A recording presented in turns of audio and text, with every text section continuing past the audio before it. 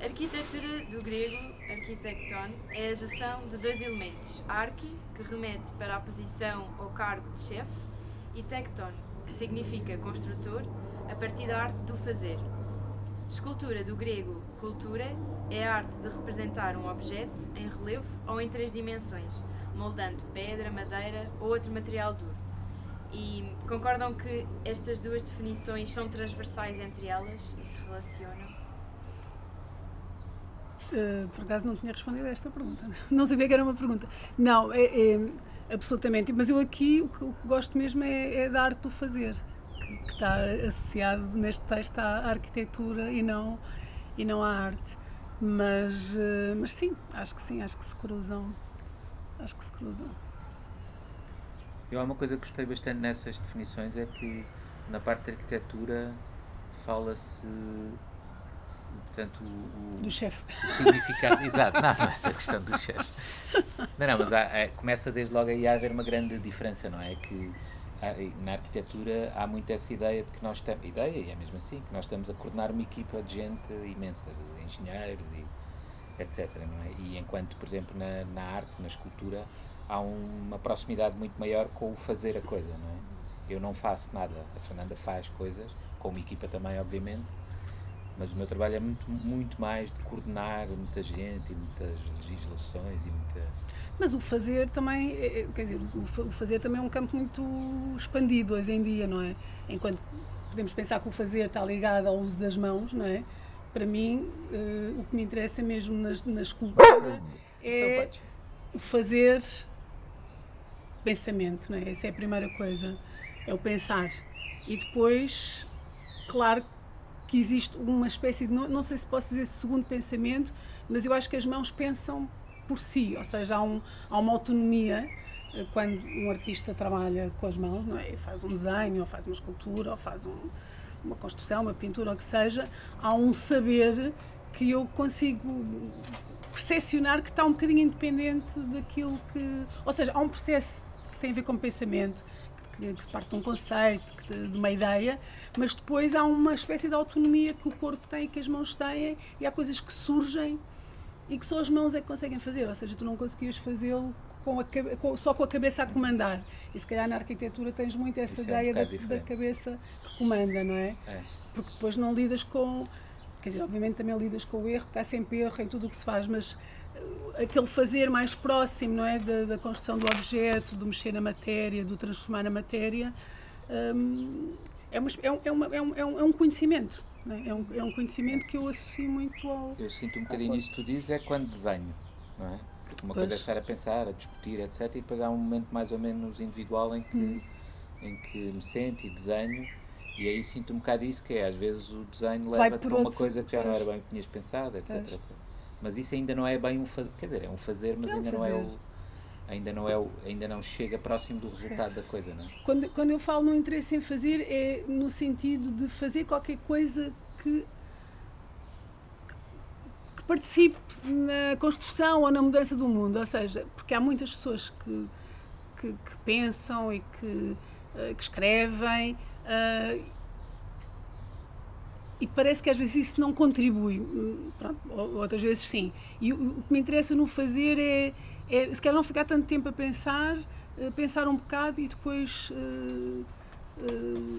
partir para uma prática. Atmosfera, composição, espaço, geometria, luz, materialidade são temas abordados tanto na arquitetura como na escultura. Onde reside o limite entre as duas áreas? Também queres que eu comece? Começa. Posso fazer minhas as tuas palavras. Pronto, não. Aliás, temos cadernos iguais. Isso já vi, foram muito parecidos. Espera, não são tão bem. O meu é mais de arquiteto. Exato. O teu é mais de artista, de escultor. Eu costumo pensar que se calhar a grande diferença tem a ver com, se calhar, a arte não ter programa, não há, ou seja, eu não sei como é que, quer dizer, também há arquitetos que trabalham bastante descolados de um programa, mas normalmente a arquitetura tem um programa, quer dizer, há um problema e é solicitado ao arquiteto que resolva esse problema. a arte ninguém te solicita, quer dizer, obviamente trabalho em projetos de espaço público e tenho convites e, portanto, também posso ter uma espécie de programa ou de linhas condutoras. Mas essa ideia de programa está um bocado... Ou seja, os artistas constroem o seu programa. Não é uma coisa que vem de fora. Portanto, essa liberdade, que eu acho que muitas vezes é alvo de alguma cobiça por parte de outras áreas, nomeadamente a arquitetura, não é? Claro. E pronto, se calhar é essa grande diferença. Eu lembro, eu estava a pensar sobre isso e tinha escrito algumas coisas que, por exemplo, no meu caso, eu estou muito interessada em trabalhar a partir de ideias e de ferramentas que são usadas na construção de espaço e por isso ligam-me, são muitas vezes, o meu trabalho é muitas vezes ligado ou visto como uma linguagem próxima da arquitetura e, por exemplo, eu uso muito os elementos da arquitetura, os muros, as vigas, os bancos, uma parede, um chão, uma janela, como matéria de trabalho e até como objetos, né, que eu transformo em peças. Mas eles são apresentados como elementos descolados de um todo, ou seja, eles estão soltos no espaço. Eles não, eu posso fazer uma escultura que é uma janela, mas é uma janela sem resto, né, sem... mas também faço esculturas que são bancos, e é um banco onde as pessoas podem sentar, mas a dimensão do banco, a forma como ele se orienta no espaço, o material em que é feito, o facto de às vezes ser uma coisa mais efêmera, tudo isso pode afastar-nos um bocadinho daquilo que é o programa que normalmente está. Mas é verdade, por exemplo, no caso do trabalho da Fernanda, que trabalha muito, vocês estão sempre a falar de escultura, não sei, não é? Neste caso, de escultura e arquitetura, mas, boa verdade, há coisas que a Fernanda faz que são quase da ordem da arquitetura, no sentido de que nós as habitamos, elas nos incluem, não é? Tem a ver com a escala, ou há imensas coisas assim. Mas a grande diferença é exatamente essa, é que estes materiais todos que tu falas, não é? Com os quais ambas as disciplinas lidam, a escultura ou a arte lida com eles diretamente, ou seja, lida com eles no sentido de, com esses elementos, construir qualquer coisa que não tem sequer necessariamente que cumprir nenhuma função. E esses elementos para nós são digamos, uma espécie de objetivo ao qual tentamos chegar, não é? Depois, mas para lá chegar temos uma espécie de corrida de obstáculos, que é resolver o programa, resolver a função, resolver a legislação, resolver uma quantidade de coisas, para depois, finalmente, quando se consegue, chegar a essa coisa mais pura dos elementos, não é? Mais material. Exatamente.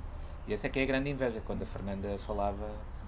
Basta pensar que um artista, por exemplo, quando há uma encomenda pública de uma escultura, se compararmos com uma encomenda pública da arquitetura, um projeto de arquitetura é alvo de um concurso público, não é? Até o próprio arquiteto, a escolha da equipa é alvo de um concurso público, não é? Normalmente não há um convite direto, embora possa existir, não é? E depois a realização da obra, a construção, é alvo de outro concurso público e o arquiteto não escolhe o empreiteiro, não é? Por exemplo, o artista escolhe quem produz a sua obra, porque a construção da obra tem que ser não só acompanhada como artista, como tem que ser alguém que garanta ao artista que vai fazer a obra como o artista a imaginou, quer dizer, com os melhores materiais. Não pode haver batota, quer dizer, não há... E isso é reconhecido pela lei, não é? Nós podemos contratar, obviamente, há limites, há valores, há tudo isso, mas podemos, quer dizer, eu não vou com as minhas mãos fazer uma escultura de 15 metros de altura ou em betão, não é? Tenho que contratar uma empresa, a Cécil ou outra empresa, mas eu posso fazer isso como artista. O artista tem essa liberdade. E como é que as duas disciplinas aprendem e vivem uma com a outra? Bem, eu posso explicar um bocadinho, por exemplo, como é que nós temos funcionado em algumas colaborações que já fizemos fizemos uma série delas. Normalmente, acho que partiram sempre de mim. As melhores ideias são sempre dos João. Não estou a falar das ideias, dos convites. Sim, os convites para trabalharmos juntos. Por acaso a primeira vez não foi um fotógrafo nosso amigo, foi o Abílio Leitão. Pois foi. Eu estava a fazer uma remodelação de uma casa para o Abílio e ele convidou-te e acho que foi quando trabalhámos a primeira vez. Mas normalmente tem sempre a ver, já eu acho, sempre convido a Fernanda para trabalhar connosco isso, o que acontece sempre é que nós ganhamos uma espécie de momento de liberdade nos projetos. Isso é mesmo verdade, e é mesmo assim. Tem a ver com esta questão que é, nós estamos sempre muito a trabalhar a partir de uma encomenda, a partir de funções que é preciso resolver, a partir de um programa mais ou menos exigente, e aquilo que se nos pede é que consigamos resolver essas questões todas, pôr aquilo tudo a funcionar, etc, etc. Normalmente, quando ganhamos um concurso ou quando nos é feita uma encomenda, sobretudo numa obra pública, raramente se espera, quer dizer, da encomenda não faz parte o resultado do projeto de arquitetura vá para além do cumprimento estrito da função que tem que resolver. Isto é, aquilo que nós estamos verdadeiramente obrigados é a pôr as coisas a funcionar e elas cumprirem todas as normativas e não sei o quê. E, portanto, as reuniões e a nossa relação com os clientes está sempre muito condicionada por essas questões, não é? E quando normalmente convidamos a Fernanda para trabalhar, quando tenho convidado a Fernanda para trabalhar connosco, há ali um momento em que de repente nós podemos passar a discutir outro tipo de coisas. E até com os próprios clientes, não é? Porque eles percebem que de repente há um artista que está a trabalhar, já não estamos apenas a falar do cumprimento de um programa e de repente podemos falar de uma série de coisas, que são as coisas que nós também gostamos de falar, mas para lá chegar temos que ultrapassar uma quantidade de obstáculos, não é? Portanto, nós no fundo temos assim uma espécie de objetivos parecidos. Sim. Nós temos uma corrida de obstáculos até lá chegar e às vezes não conseguimos chegar a um resultado que vá para lá da mera resolução de um programa, não é? Mas é verdade, o que o João diz é que hoje em dia não existe, pelo menos em Portugal, essa atenção de que nos projetos de arquitetura, sobretudo nos projetos públicos, não é? De obras públicas, que se insira ou que se tenha um artista também na equipa e que possa trazer mais qualquer coisa, acrescentar qualquer coisa. Isso existiu já há muitos anos, sobretudo até em momentos em que o poder político precisava da arte, não é? Para ela estar presente no espaço público, muitas vezes nas fachadas dos edifícios, porque queriam que a arte, pronto, servisse de certo modo para representar, trazer imagens de representação do poder, não é? Pronto, isso estamos a falar do passado. No presente, houve um momento, eu penso que foi durante a legislatura do António Guterres, em que o Ministro da Cultura, que era o António Maria Carrilho, trouxe para cima da mesa, e acho que isso funcionou durante alguns tempos, a existência de existir 1%, anda cá, toma, haver 1% para as artes, ou seja, 1% do valor de uma obra fosse para as artes, isso depois caiu por terra, portanto deixou de existir. Portanto, eu com o João temos trabalhado sempre um bocadinho como amigos e com trocas de... Eu colaboro num projeto dele, o João ajuda-me também em algum projeto que eu tenha.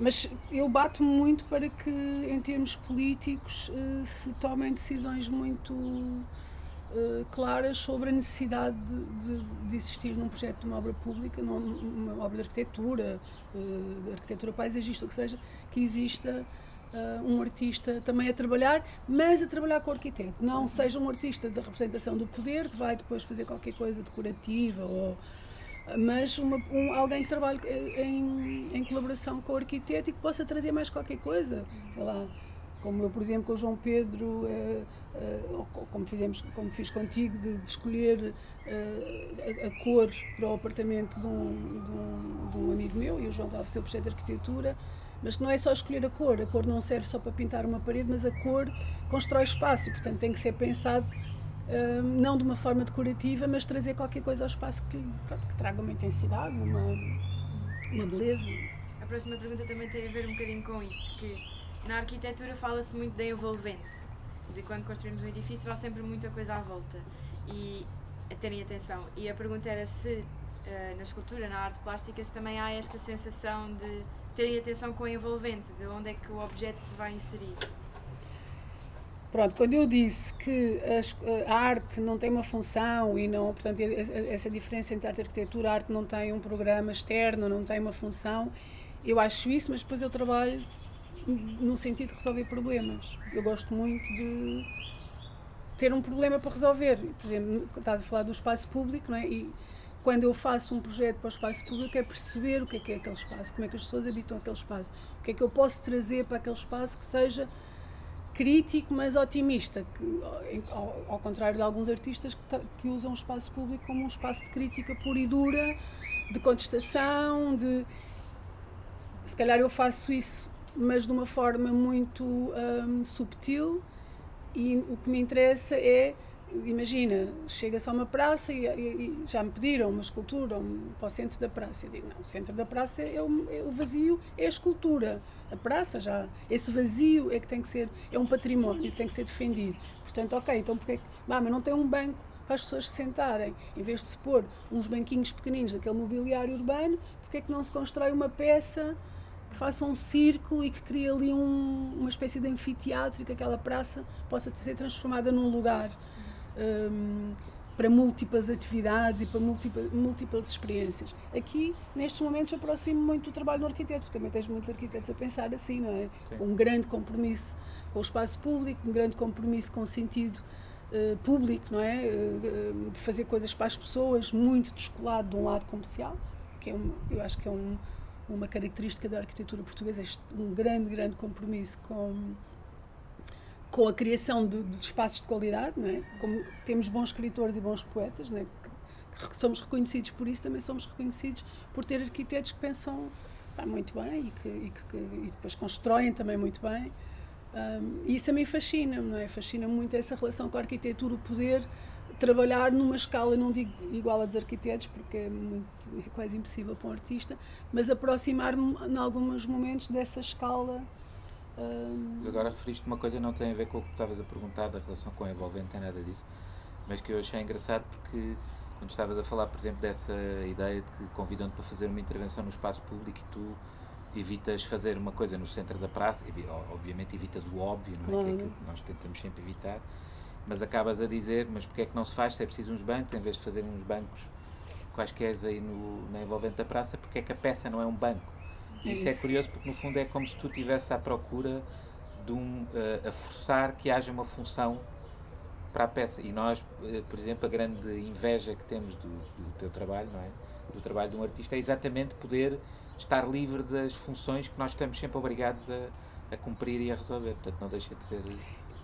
Mas porque ao mesmo tempo eu encontro nessa função, quer dizer, imagina, por exemplo, eu lembro da Expo 98, que foi onde eu comecei fiz as primeiras intervenções, assim, com algum relevo do espaço público.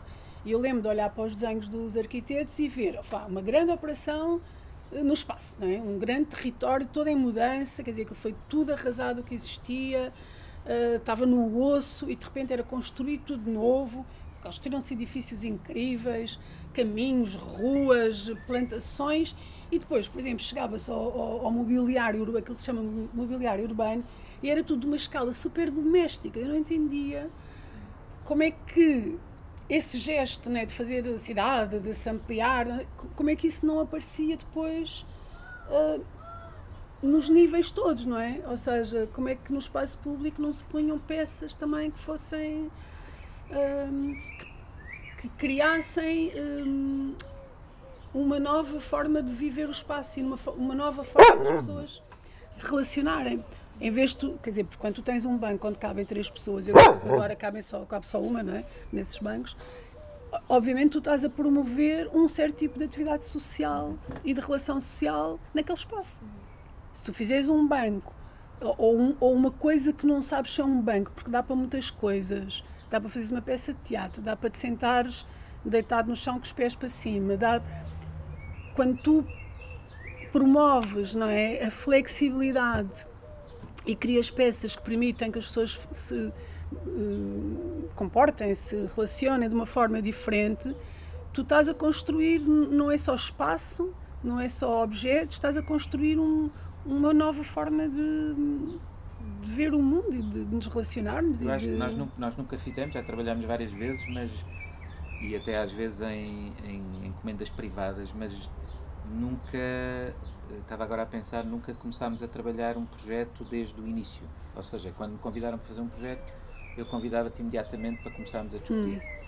Nunca aconteceu, porque nós normalmente estamos sempre a tentar resolver as questões todas que temos que resolver, as questões práticas, não é? Do programa, como é que se entra, não é? como é que aquilo se organiza tudo, e depois as questões das engenharias, como é que se constrói, como é que se climatiza, como é que se ilumina, como é que se não sei o quê. E depois, quando temos aquilo mais ou menos arrumado, eu normalmente convido a Fernanda, depende dos projetos. Há projetos que não há muito espaço para isso, há outros em que há. Mas verdadeiramente o que eu estava agora a pensar, era que, por exemplo, a Fernanda fizesse parte da equipa logo no início.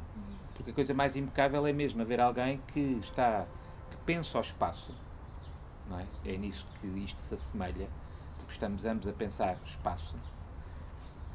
Mas alguém que pensa ao espaço de uma forma descomprometida com estas questões mais técnicas e mais legislativas, etc., que nós arquitetos temos que resolver, não é? E, portanto, se houvesse de facto alguém na equipa logo desde o início, portanto, eu nem acho que nem era 1% sobre o valor da obra pública, era mesmo de ser obrigatório, ter uma especialidade. Mas não sei se já viste que o Costa já anunciou. Isso? 1%. Eu achava maravilhoso. Já anunciou, semana passada. Não, mas eu o António Costa já anunciou que vai haver, portanto, nas futuras obras públicas vão ter 1% para as artes. Eu acho que isso faz Ou seja, sentido. num edifício que custa 30 milhões, quer dizer, 1% faz... Não é para o artista, esse dinheiro é para desenvolver um projeto, não é? No âmbito das artes visuais, quer dizer, pode haver muitas coisas. Um artista até pode desenvolver um projeto que tem a ver com performance e que é uma coisa pontual. Ou criar uma série de regras que têm a ver com como é que as pessoas... Coisas muito bonitas, de teres num edifício indicações para as pessoas poderem subir as escadas de maneiras diferentes, em que sobes 2 degraus de cada vez e vais 3 para trás, aquelas coisas que fazem as pessoas que têm alguns problemas, em que tens que dar 2 passos para a frente, tens de dar 1 para trás e depois 3. Aquelas coisas matemáticas. Há muita coisa há tanta coisa que cabe, não é? No léxico também da arquitetura e da construção de espaço, ou num artista, um poeta, um cientista. Eu acho que todos devíamos há pensar, não é? Há uma coisa que eu acho que faz imenso sentido hoje em dia, é as coisas serem mais transversais e mais cruzadas. Porque nós temos uma certa... Quando nos encomendam um projeto, há uma série de coisas que é preciso cumprir. E, portanto, temos uma equipa de pessoas que vão cumprir essas coisas, os vários engenheiros, etc. Mas era impecável haver alguém que não está propriamente incumbido de ter que resolver essas coisas, mas que faz parte da equipa. E que, portanto, está um bocado a olhar um bocado mais de fora, livre destes compromissos, e está a falar daquilo que é o mais essencial, que é das qualidades do espaço, etc. Portanto, há imensas coisas, e eu acredito imenso nisto, e isto parece quase diminuir o papel da arte, mas eu não acho nada. Mas há imensas coisas no edifício. Estou a olhar, por exemplo, para este edifício impecável. Quando nós estamos a desenhar, nós podemos desenhar um gradeamento de uma certa maneira, ou podemos desenhar um gradeamento cumprindo a mesma função de uma maneira diferente. Nós, quando nos surge o desenho do gradeamento, nós já tivemos que resolver 500.000 outras coisas até lá chegar, e provavelmente chegamos lá já sem espaço, sem cabeça, sem tempo para pensar naquilo. Se houvesse alguém, não é? Eu adoraria, por exemplo, eu muitas vezes convido a Fernanda para resolver problemas práticos. Mas eu adoro, eu acho que não. E não é preciso, porque eu acho que eu te ajudo a resolver coisas que tu já tens mais ou menos resolvidas. Eu acho isso maravilhoso. Pronto, mas às vezes é uma espécie de confirmação, não é? A pessoa precisa de alguém que confirme ou que te diga, pá, não, está ótimo. Mas eu lembro, por exemplo, um trabalho em Évora, naquela casa naquela quinta lá em Évora, na Quinta do Evaristo. O projeto era praticamente desenhar uns alpendres numa casa existente, mais ou menos, porque eram mais coisas, mas era um bocado isto. E eu queria que os alpendres, aquilo é no Alentejo, e, portanto queria que os alpendres fossem escuros e, portanto, enfatizassem essa ideia da sombra. E então pedi à Fernanda para pensar sobre aqueles alpendres. Mas eu já tinha mais ou menos ideia de pintar aquilo assim de preto. E depois a Fernanda chegou e, como sempre, disse: não, mas isto está ótimo, não há aqui nada que seja preciso fazer. Mas depois acrescentou umas sombras, etc. E muito mais do que isso. E depois uma espécie de história que até nem tinha nada a ver com o que eu te pedi para resolver, que era os alpendres. A história ia pelo edifício todo. Mas tu ficaste muito interessada naquela ideia, que aquilo já era uma casa, foi transformada noutra, e de repente introduziste aquele texto do Blanchot. Estava muito interessada porque é esse lado poético, não é? É o lado das coisas invisíveis, que muitas vezes, pronto, o arquiteto não trabalha com essa matéria porque está tão preocupado em resolver problemas que não tem tempo para pensar que há uma matéria invisível que tem uma presença, que tem no caso desta casa que o João fala. Portanto, era uma casa que existia e que estava a ser transformada noutra. E o processo eu achei muito bonito, porque achei muito bonita a atitude do João de não demolir aquela casa, que era uma casa que não tinha interesse nenhum, mas era uma casa que tinha uma história de vivências de pessoas que até eram próximas do João, e portanto era muito brutal arrasar aquilo e fazer uma coisa nova, impecável. E então esse exercício eu achei muito bonito de, ok, o que é que podemos manter do existente, mas como é que podemos tirar algumas coisas e acrescentar outras, de forma a criar, fazer uma casa impecável. E esse processo em que vão aparecendo umas coisas e vão desaparecendo outras, foi o que me interessou. E portanto fui buscar um texto de um autor francês, um filósofo, um escritor, que fala muito sobre a ausência como uma forte presença. E portanto todo o texto que aparecia pintado em lugares muito específicos do espaço da casa, normalmente nas zonas nas dobras do edifício, né? Quando a parede dobra ao teto, né? Sublinhar um bocadinho esses espaços da dobra, que eu acho muito bonitos e muito poéticos nos edifícios, e aí ter uma frase. E quem visitasse a casa, se seguisse aquelas frases, também era uma espécie de segunda arquitetura, não é? Aquelas frases construíam também um espaço que não está materializado em paredes, e estuque, e reboco, e tinta, mas que existe, não é? É uma coisa que é uma invenção, é uma criação, que é isso que os artistas fazem. No fundo, a próxima pergunta acabava por se relacionar um bocadinho com o que está a falar, que é como é que, de certa forma, a arquitetura pode ser uma referência para a arte, para a escultura, e como é que a arte e a escultura pode ser uma referência para a arquitetura. Nesse exemplo prático que estavam a dar, acho que também dava para perceber um bocadinho esta ideia.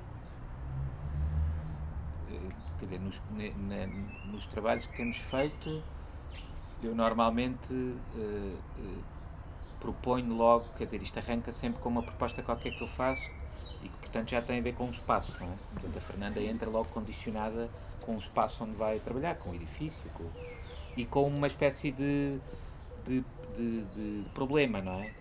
E o que eu apresento sempre assim como um problema. Não, verdadeiramente não é um problema. Ainda agora há pouco tempo discutimos um pouco isto num projeto que vamos fazer agora, em que estamos a trabalhar, e que nós, por exemplo, no ateliê discutíamos um bocado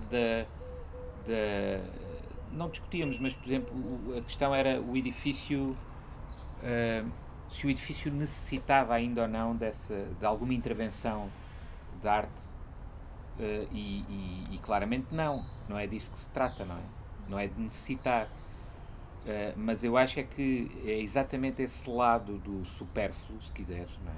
Supérfluo se calhar não será a melhor palavra, mas eu lembro, por exemplo, de uma coisa que os Lacaton e Vassal, quando fizeram aquelas operações em Bordeaux e não sei o quê, naqueles edifícios, nas Bidonville, em França, que eles tinham, no fundo pegavam num edifício existente muito mau, não é? Com imensos problemas sociais no bairro, etc.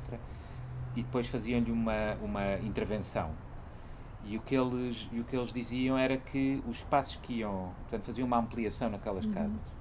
E o que eles diziam era que o que nós vamos fazer não é transformar um T3 num T4 ou criar mais uns espaços destes espaços utilitários que uma casa tem. O que nós vamos é exatamente acrescentar uns espaços na casa que não servem para nada. Pois, que maravilha. Não servem para nada. Não é para resolver mais um quarto, não serve para nada. É rigorosamente mais um espaço. É mais um espaço que não serve para nada.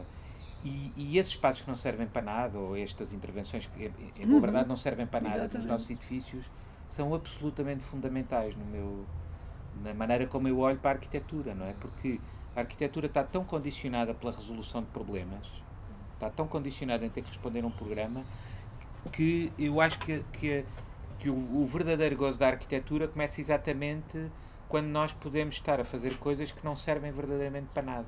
E essas são verdadeiramente o prazer da arquitetura, não é?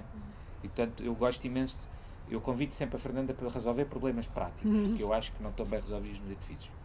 A Fernanda acaba invariavelmente a fazer uma coisa que não tem nada a ver com o que eu lhe pedi, e eu acho sempre aquilo maravilhoso. Isso já não sei. Eu acho que faço sempre o que tu me pedes. Não, mas é isso, é essa ideia de liberdade que me interessa no espaço, seja numa intervenção num edifício, ou numa intervenção num jardim, ou numa rua, onde quer que seja. Entrar num café, eu acho que a minha prática como artista muitas vezes estende-se a quase tudo, ou seja, por exemplo, agora vou fazer uma exposição no Museu de Elvas, que é um edifício, o Museu de Arte Contemporânea de Elvas, que é um edifício que foi um antigo convento, uma coisa do século XVI, XVII, não é?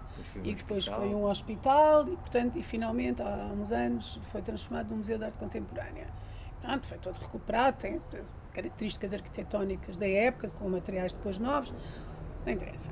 E pronto, e lá dentro, não é? É suposto que os artistas desenvolvam os seus trabalhos de arte contemporânea, de ruptura, de experiência, portanto, não é um museu de arte antiga, é um museu de arte contemporânea. Portanto, nesse sentido, a partida já é um laboratório. Um museu tem que ser um laboratório para a arte contemporânea, porque a arte contemporânea é o que estamos a fazer agora, portanto, não está ainda, sei lá, se calhar daqui a 50 anos aquilo que se fez não tem interesse nenhum, ou tem muito interesse, portanto, é muito laboratorial.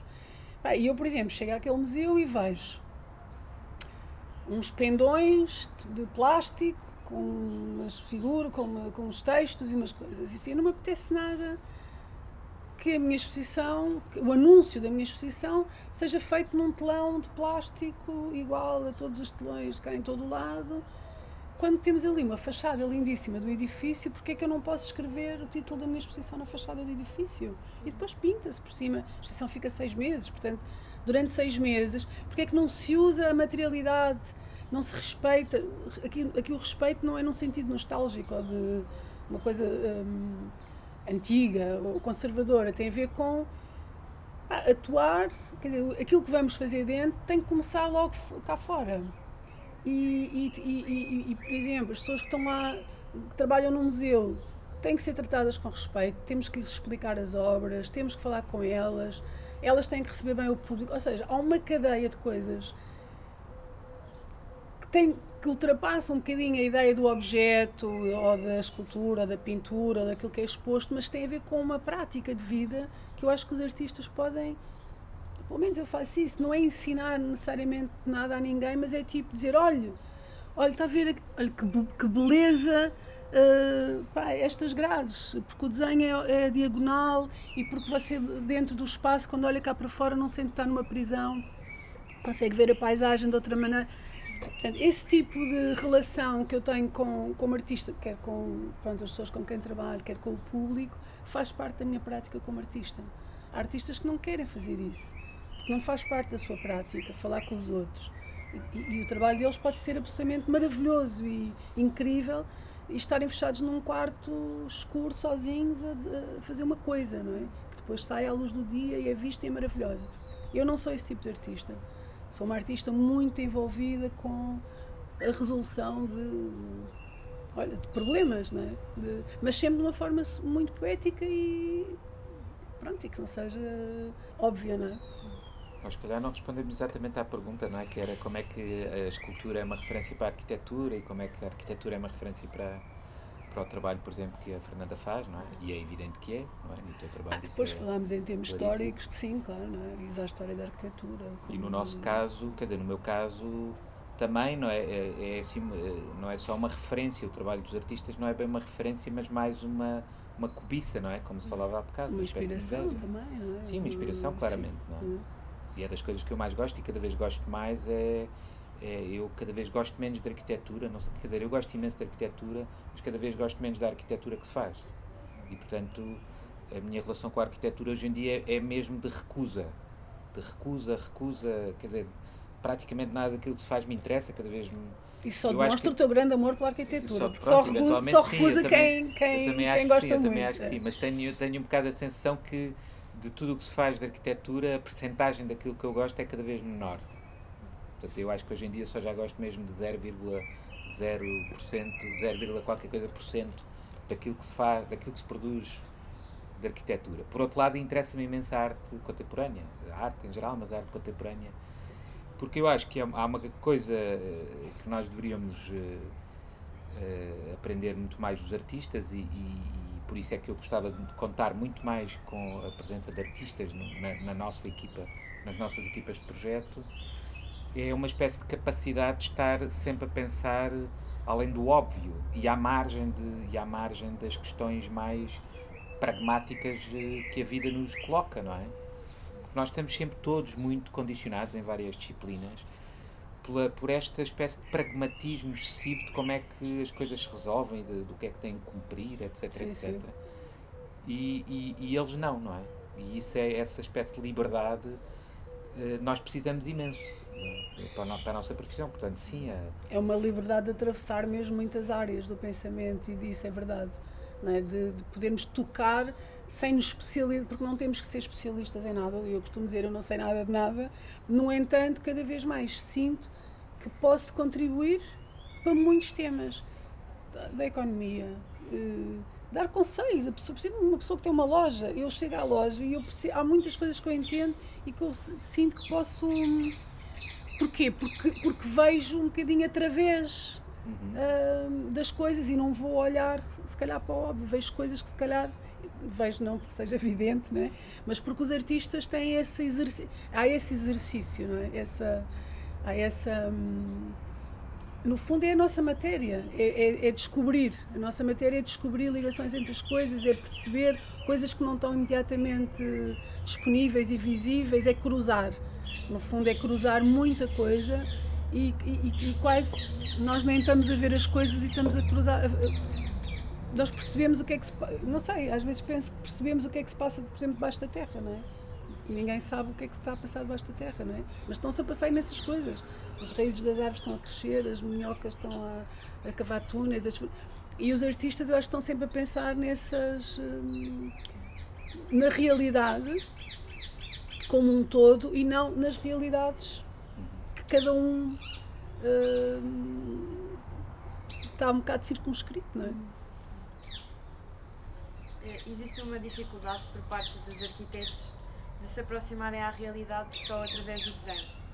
E portanto, concorda que a maquete desempenha aqui um papel fundamental nesta aproximação à escala real? Absolutamente. O nosso trabalho no ateliê é sempre, nunca prescindo das maquetes, não é? As maquetes são sempre absolutamente fundamentais. Eu acho que as maquetes, se calhar, é um bocado essa nossa fuga é aquilo que nós conseguimos produzir com as mãos, de facto. Nós não conseguimos produzir os edifícios, mas pelo menos as maquetes sim. É uma coisa que nós dominamos. Portanto, nós pensamos, desenhamos e depois produzimos. E sim, elas são uma forma absolutamente imprescindível. Quer dizer, no meu caso é mesmo uma coisa absolutamente imprescindível. Não é? Cada vez fazemos maquetes maiores. E há outra coisa que eu gosto imenso nas maquetes, é o tempo que elas demoram. Eu, aliás, estou sempre a falar disso também na escola, que é muito importante esta ideia de que as coisas demoram tempo a fazer e esse tempo é mesmo necessário. Não é? A maquete é uma coisa que demora tempo. Hoje em dia pode-se fazer um 3D num computador, ou há muitas outras ferramentas de representação da arquitetura, mas a maquete eu gosto imenso porque leva tempo. Demora muito tempo, é preciso cortar as peças, depois montar, para fazer, não sei o quê. E aquele tempo é um tempo mesmo necessário, era aquilo que estávamos a falar há bocado, que é um tempo em que as nossas mãos nos levam para coisas que nós não tínhamos bem pensado à partida. E, portanto, acontece sempre, nós nunca fazemos uma maquete sem haver antes desenhos, normalmente começamos sempre pelos desenhos, e depois, quando a coisa está mais ou menos organizada e desenhada, experimentamos em maquete. E o que acontece é que quando estamos a experimentar em maquete, há assim uma espécie de tentação de ir experimentando coisas, porque se em vez de cortas a peça, mas em vez de a montares como estava no desenho, decides montá-la de outra forma, e aquilo de repente revela uma coisa que ainda não tínhamos percebido. E portanto sim, claramente há esse lado quase de estar a fazer uma escultura, não é? Desse ponto de vista, sim, é onde conseguimos chegar mais perto do trabalho da Fernanda, é quando fazemos maquetes. Mas eu, por acaso, aprendi muito contigo e com outros meus amigos arquitetos, também a usar a maquete. Nós no ateliê também usamos muito, não só maquetes, pequenos modelos para as esculturas, mas sobretudo para as instalações. As maquetes dos próprios espaços. Dos espaços. É logo, eu tenho que fazer uma maquete porque eu não consigo escolher as obras sem começar a perceber como é que elas se relacionam no espaço, mesmo que sejam em espaços diferentes. Se existe um certo tipo de obras no piso -1, quer dizer, no piso 1 tem que haver outro tipo de obras que se relacionam, mesmo que tu não as vejas ao mesmo tempo. Portanto, a maquete... E depois acho que há outra coisa, que eu acho que se na maquete as coisas funcionam bem, pá, funcionam bem. É assim, se aquilo está certo na maquete, nunca me enganei. O desenho muitas vezes engana. O desenho engana. Às vezes temos uma planta linda e achamos que aquilo está tudo certo e depois fazemos um corte ou experimentamos aquilo em maquete e afinal é uma falácia, não é? O desenho engana bastante. Mas a maquete raramente engana, de facto. E eu acho, eu não me lembro, já não sei, eu disse isso há muitos anos, eu não sei se ouvi isso de alguém ou se me inventei na altura, mas pronto, mantenho que as mãos funcionam um bocadinho, a escala da mão funciona um bocadinho na maquete como o corpo. Ou seja, quando nós construímos aqueles espaços, as maquetes com as mãos, é como se a mão fosse a escala do nosso corpo. Portanto, aquilo, a mão sabe, há essa sabedoria, a mão sabe que aquilo está, como é que aquilo tem que se fazer para o corpo depois, para aquilo ser bom, ser funcional e acolher bem o corpo. Portanto, a maquete eu adoro maquetes. Aliás, trabalho depois, agora acabo já por transformar as maquetes até em obra, aquelas recortes que tu vês, não é? Que são, de certo modo, aqueles recortes são maquetes das grelhas, das esculturas grandes, que eu fiz como maquete para experimentar no espaço, não é? Fiz umas esculturas grandes em aço cortado. São esculturas muito caras de produzir e portanto, eu queria testar primeiro, mandei cortar em cartão madeira, naquelas máquinas de laser. Aí fiquei apaixonada por esses planos, esses cortes, e transformei-os em obra. Portanto, nós houve uma altura que tínhamos os ateliês mesmo ao lado, tipo 3 portas ao lado na Rua da Madalena, na Baixa. Sim. Tinha o meu ateliê e a Fernanda tinha o ateliê praticamente ao lado. E portanto cruzávamos todos os dias e não sei o quê. E esta coisa das maquetes era muito curioso porque havia maquetes no meu ateliê, depois às vezes ia ao ateliê da Fernanda e também havia maquetes no ateliê da Fernanda. E às vezes até usavam materiais parecidos, maquetes em contraplacado, por exemplo, e depois nós também tínhamos maquetes. Depois houve uma altura que tu ias lá ao ateliê e levavas as maquetes que a gente já não... dos projetos que não se tinham construído. Não, isso foi muito bonito. Foi um dia que eu cheguei ao ateliê e vocês tinham na cozinha, faziam as maquetes na cozinha e eu de repente vejo uma jovem arquiteta, que não sei se era uma estagiária lá no ateliê, e vejo a demolir com as mãos uma série de belíssimas maquetes que se percebiam que eram de casas. E aquilo foi muito violento, fez muita impressão. E eu disse, não destruas isso, olha, põe tudo dentro de um saco, deixa-me levar isso para o ateliê, porque isto é tão bonito, mas ao mesmo tempo o gesto era tão forte que não destruas e deixa-me levar isso para o ateliê. E eu levei para o ateliê e montei e remontei aquilo tudo, como se fosse uma linha de texto na parede, e depois copiei essas maquetes, ampliei-as, fiz umas esculturas e pronto. Fizeste mais do que uma, não é? Que era os Unbuilt, não é? Fiz uma grande, de 14 metros, sim. Era sobre um concurso que nós tínhamos feito na Irlanda. Exatamente, que está lá o vosso nome no título da escultura, que tem a referência do projeto. Depois mais tarde houve outra, que era de umas casas que nós desenhámos em Montemor, que não se construíram também. Sim. E que tu fizeste uma outra peça, não sei onde é que está. Que era sim, as verticais. Essa está na coleção do Estado português. Ok. Isso rendeu imenso. Mandem mais maquetes. Não, e depois eu pedi a várias... O que é muito interessante é que eu depois até pedi algumas maquetes, mas nem todas as maquetes dão boas esculturas. Pronto, isso agora eu não sei porquê. Eu fiquei muito contente, porque era um concurso, nos dois casos, não era um projeto que não se chegou a construir ainda, talvez se construa um dia, mas para já não se construiu, e outro era mesmo um concurso que nós tínhamos perdido, e portanto quando nós trabalhamos imenso para um concurso, fazemos maquetes, fazemos desenhos, e depois às vezes aquilo, se não ganhamos, rigorosamente não acontece nada com aquilo, não é? Isso a mim também me interessava, essa ideia de visibilidade do projeto, mais uma vez. Sim, essa ideia do que é que acontece, há uma série de coisas que resultam de um pensamento tão detalhado, não é? Que de repente, num concurso, alguém decide se aquilo se constrói ou não se constrói. E essa também é uma coisa poética e terrível, mas há ali uma poesia também nessa, que me interessou. Mas isso para mim foi bastante fascinante, porque nós já tínhamos trabalhado em várias coisas, não é? Mas isso era uma outra coisa, não é? Que não tinha nada a ver com o que já tínhamos feito, porque era de repente trabalhos que nós fizemos e que não tinham qualquer futuro, e de repente a Fernanda pegou e transformou aquilo e fez uma coisa dela, que já não é o nosso projeto, é outra coisa.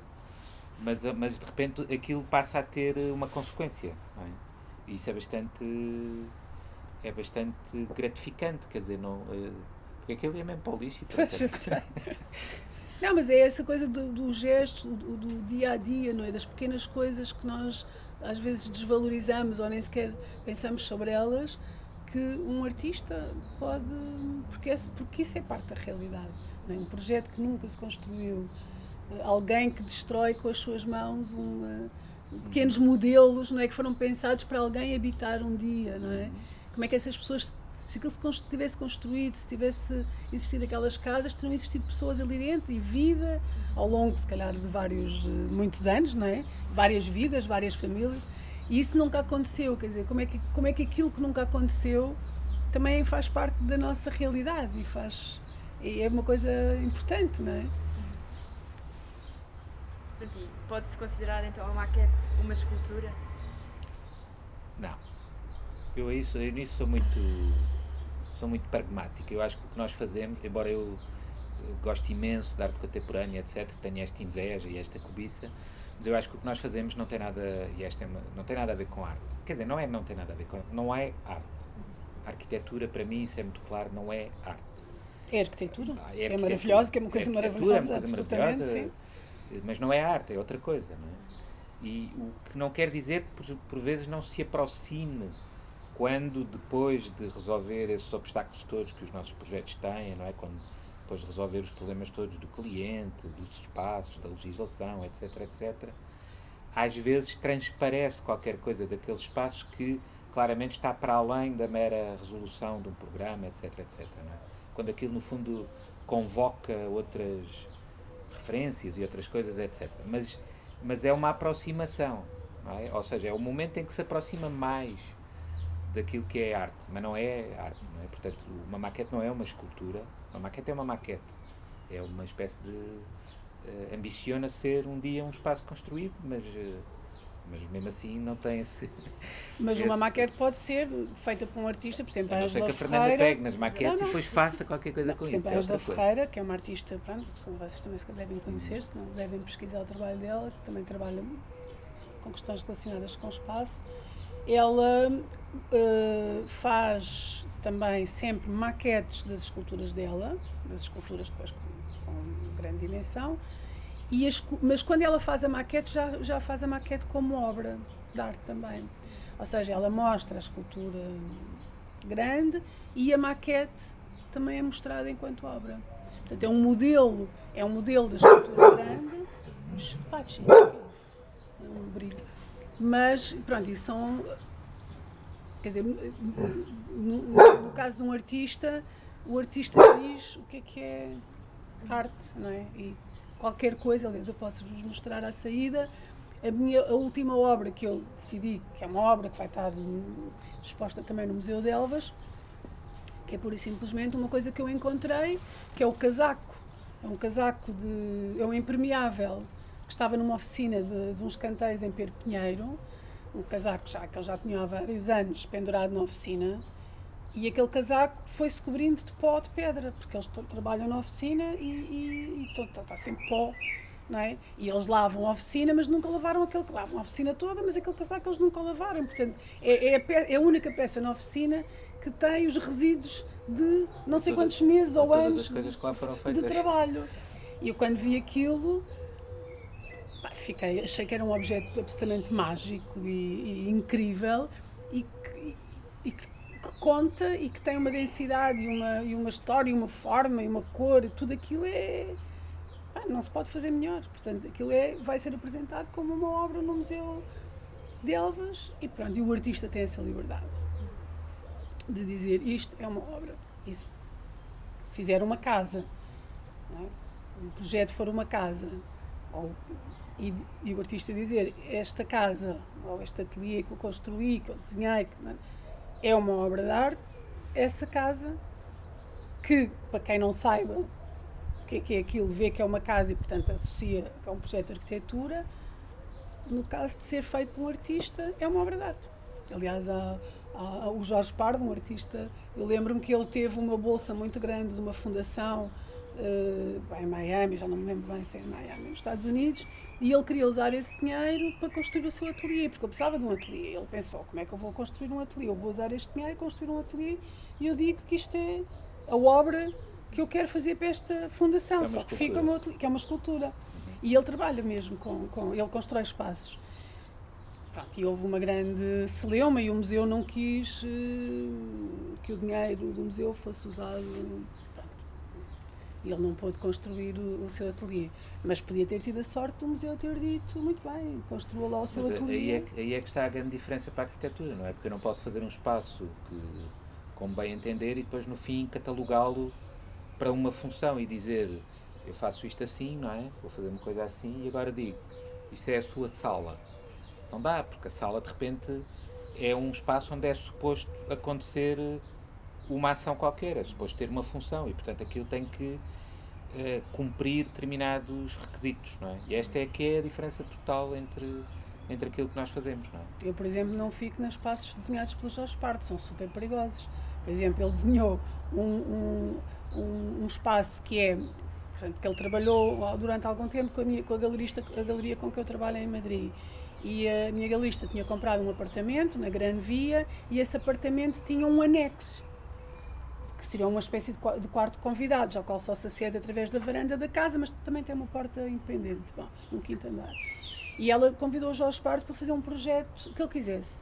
Portanto, à mesma que ele seria um quarto, não é? Com uma casa de banho para um convidado, mas o Jorge Pardo faria o que fizesse. Ele fez uma espécie de dentro, como se estivesse dentro de um ovo gigante de MDF, com madeiras, cheio de madeira, uma coisa super complexa, em que as portas e os armários eram só, portanto, ficava tudo como se fosse a mesma pele, e portanto ele tinha que disfarçar as portas tinham uma espessura imensa. E eu uma vez estava sozinha nesse apartamento e entrei na casa de banho e a porta fechou-se e eu não conseguia abrir a porta, porque a porta não tinha um puxador. Aquilo era uma escultura. Porque era uma escultura. Um puxador de uma escultura. E eu amaldiçoei-o, depois lá consegui, não sei como abrir aquilo, amaldiçoei-o para o resto da minha vida.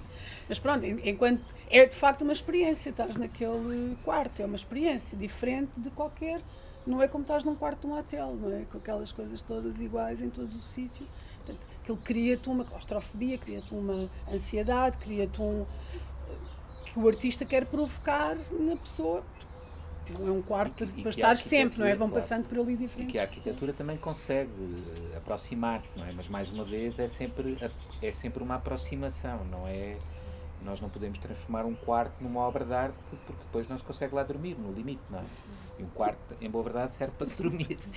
Eu agradeço. Agora, não significa que um quarto para dormir tenha que ter... tenha que ser uma coisa absolutamente standard e prototipada, não é? É uma coisa que admite variações e admite, apesar de tudo, um grande grau de liberdade. Mas não é uma obra de arte. Portanto, okay? Para mim isso é claríssimo. Não tenho qualquer ambição de fazer escultura. Não? Eu lembro de uma vez um arquiteto também me convidou, já há muitos anos, convidou-me a mim e um rapaz, que eu não sei o que ele era, acho que ele era artista, vivia em França, para irmos falar com os alunos e de quinto ano, salvo erro, que tinham que fazer um projeto para uma casa de família e cada um de nós íamos dizer o que é que queríamos para a nossa casa. E ele disse duas coisas, ele disse, as únicas coisas que eu quero na minha casa é ter um túnel na cozinha da minha casa que vá diretamente à cozinha deste arquiteto, porque a mulher dele acho que cozinhava muito bem. Eu só quero isto, eu quero ter um túnel. Portanto, eu na minha cozinha tenho um túnel, entro no túnel, saio na cozinha onde a tua mulher está a cozinhar e quero ter um quarto cheio de água e a minha cama flutua no quarto. Os alunos ficaram completamente baralhados. Uma vez convidei o Sérgio Mar. O Sérgio Mar, vocês talvez conheçam, é curador de fotografia e de arte, etc. E é um amigo comum. E convidei-o para ele ser o cliente de uma casa que os meus alunos, já não me lembro onde, no segundo ano tinham que desenhar. No segundo ou no quinto ano, não sei. O Sérgio era o cliente. Era uma casa para o Sérgio Mar. E o Sérgio Mar foi lá e eu apresentei, expliquei quem é que ele era, que era fotógrafo e sociólogo, enfim, curador. E os alunos tinham que fazer uma casa que tinha um programa relativamente simples, mas tinha aquele cliente. E então nos ataram a fazer, sei lá, salas em forma de livro, de quarto escuro, de câmara escura e sabe, coisas mirabolantes. E depois o Sérgio voltava lá para ver os projetos. E quando o Sérgio voltou, os alunos começaram a explicar essa casa essas casas muito extremadas, a pensar naquele cliente, não é? Em forma de objetiva, de máquina fotográfica, não sei o quê. E o Sérgio, que é muito terra a terra, começou a dizer: não, mas o quê? Você está louco? E eu agora tenho uma sala que é um quarto escuro. Eu quero uma sala, está a ver? Uma sala branquinha. Sala normal, eu não quero uma sala em forma de teleobjetiva, nem coisa, deixa lá disso. E portanto, eu acho que a arquitetura constrói o espaço em que nós vivemos e nós não habitamos as esculturas, não é? Okay? A arquitetura, a escultura, a arte, pode-se dizer que tem um caráter efêmero ou intemporal? A arquitetura é mais permanente. Sim. A arte é capaz de... Depende muito. Quer dizer, acho que hoje em dia o efêmero é uma coisa importante na arte, não é? O acontecimento, o efêmero, aquilo que acontece no momento e que é irrepetível. Mas se pensarmos nas obras de arte em termos da história da arte, são coisas que vêm desde o princípio dos tempos, não é? E na arquitetura é um pouco a mesma coisa, porque há edifícios que permanecem, não é? Aqueles que são reconhecidos pela sua qualidade, etc. E, portanto, ou como parte da obra de um arquiteto cuja obra interessa preservar, ou que se decidiu preservar, ou não sei o quê, portanto, permanecem. E há outras obras que são transformadas e que ou são demolidas ou são transformadas, não é? E, portanto, elas... Isso aconteceu uma vez, nunca me tinha acontecido, e é uma coisa que é um pouco estranha. Eu tinha desenhado uma casa que gostava muito do projeto em Oeiras. Essa casa, em boa verdade, já tinha sido a transformação de outra casa que existia, portanto era uma remodelação. Eu lembro dessa casa. E depois essa casa foi vendida. Os clientes para quem eu tinha desenhado venderam-na e a pessoa que comprou contratou outra equipa de arquitetura para fazer uma remodelação da casa. Eu na altura quando me apercebi, fiquei muito incomodado com aquilo, nunca me tinha acontecido. Mas em boa verdade eu tinha feito a mesma coisa. Não é? Eu também tinha alterado uma casa que também tinha um autor, não é? Projeto, e portanto, quer dizer, hoje em dia não me faz confusão, na altura fez-me um bocado de confusão, mas o projeto que eu fiz continua a existir. A casa que o materializava é que já não existe. Não é? Portanto, nesse sentido, a arquitetura sim, é mais ou menos intemporal. Sim. Ainda que às vezes a obra construída não resista. Não é? Vivemos sobre ruínas, não é? Construímos as nossas cidades sobre cidades que desapareceram. Estamos sempre em Lisboa a encontrar. Exatamente. Agora foi ali no Campo Pequeno, não é? Que se encontrou vestígios de uma pequena cidade romana, sim, não é? Nos terrenos da antiga Feira Popular, entre campos. Nós vimos que a artista Fernanda Freire também tinha dito também que gostava de ser arquiteta. Não? Nunca. Não, impossível. Não desejo isso para a arquitetura. E se não fosse artista, plástica, fizesse a escultura, etc., o que é que pensaria em fazer? É difícil, quer dizer, eu antes de ser artista pensava que podia não sei, estar ligada à política, porque eu sou aquela geração mesmo a seguir ao 25 de Abril, eu tinha 11 anos quando o 25 de Abril aconteceu e, portanto, tive um envolvimento muito grande e muito jovem com a política. Portanto, fui muito ativa na política entre os 11 e os 15. Sei que isto faz algum sentido, mas efetivamente fiz parte de um partido político ou de uma célula, não é, de jovens ligados ao Partido Comunista na altura e sempre achei que podia contribuir e tinha qualquer coisa a fazer no mundo da política. Depois, a partir dos 15 anos, comecei a estudar arte e pronto, foi óbvio que o meu caminho era a arte.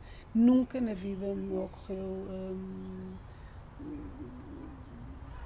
poder estudar ou trabalhar no campo da arquitetura, nunca. Aliás, eu não vejo no espaço, é uma desgraça. Eu construo espaço através de planos, quer dizer, tenho uma visão do mundo completamente egípcia e seria impossível, seria um desastre a fazer projetos de arquitetura. O que gosto mesmo é de colaborar e de... E o professor, o que faria para além da arquitetura?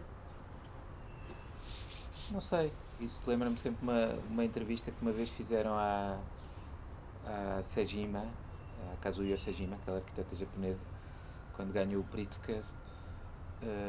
Fizeram-lhe uma entrevista e o jornalista, porque não era bem uma coisa muito ligada à arquitetura, muito especializada, era um jornal qualquer espanhol, faziam-lhe uma pergunta de mas nunca imaginou fazer outra coisa qualquer na vida para além da arquitetura? E ela dizia, sim, claro, então, imagino-me a fazer tantas coisas. Tipo, depois começa a explicar.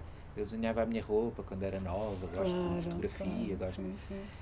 E depois perguntava, mas porquê é que não faz? Já fez tanta coisa em arquitetura, não sei porquê é que não faz isso.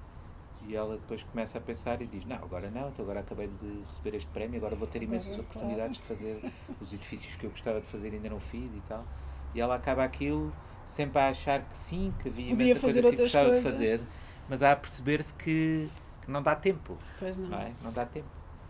Eu não sei, em boa verdade, nunca pensei, não sei muito bem porque é que decidi ir para a arquitetura, não tenho assim nenhum enquadramento familiar, não sou filho de arquitetos, nem neto de arquitetos, não tenho nenhum enquadramento que me dirigisse para isso. Mas tens muito jeito. Mas sei que foi uma coisa mais ou menos cedo, porque eu tive que sair de casa onde morava em Elvas para ir para Évora estudar no ensino secundário, para depois poder seguir para a arquitetura, portanto, não foi uma escolha antes do curso, foi uma escolha muito antes. Foi no 9º ano, logo, a seguir ao 9º, ao 10º. Com 14 anos, ou uma coisa qualquer. Foi muito cedo. Mas, não, eu gosto bastante daquilo que faço. Há uma coisa que eu talvez gostasse de ser, mas quer dizer, tinha que ter formação à mesma arquitetura, talvez, mas gostava de, por exemplo, trabalhar em engenharia de estruturas. É sério? Sério. Não, porque há uma coisa que eu gosto imenso, assim, em geral, que é que é assim um bocado a capacidade de uma coisa que advém da mais pura lógica, depois ser mais do que isso. Estás a ver? É um bocado, há um livro do Jean Baudrillard, daquele filósofo francês que morreu há poucos anos, em que ele compara as cidades europeias e americanas, não é? E fala da cidade americana como a cidade do fascínio, acho que é fascínio a palavra que ele usa para definir as cidades americanas, e no fundo tem a ver com isso que ele diz. A cidade americana o urbanismo de uma cidade americana baseia-se numa organização lógica, não é? Numa grelha, numa grelha muito matemática, muito clara, com lotes que têm uma determinada dimensão, que está economicamente estudada, etc. Portanto, aquilo é da ordem da lógica mais pura, não é? Da maior racionalidade. E, no entanto, dali surge qualquer coisa que é absolutamente fascinante. Não foi pensado para isso, mas o resultado pode ser esse, não é? E uma coisa que eu gosto imenso na engenharia de estruturas, mas não só, na engenharia em geral, também no trabalho, por exemplo, de alguns cientistas, é um bocado o fascínio do resultado que aquela racionalidade e lógica produz. Estás a ver? Que é bela, não é?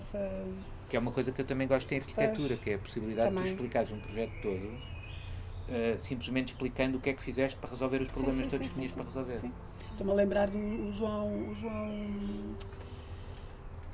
Santa Rita, filho do Santa Rita, que desenhou este espaço. Foi muito bonito quando ele chegou aqui e explicou, também foi numa visita da Trienal de Arquitetura, e ele explicou às pessoas, aos visitantes, como é que isto, a simplicidade e como que este edifício foi pensado e construído, quer dizer, com 3 planos paralelos entre si e intersetados em 2 ou 3 pontos. Um sentido muito lógico. Como é que constróis este espaço tão absolutamente belo e útil?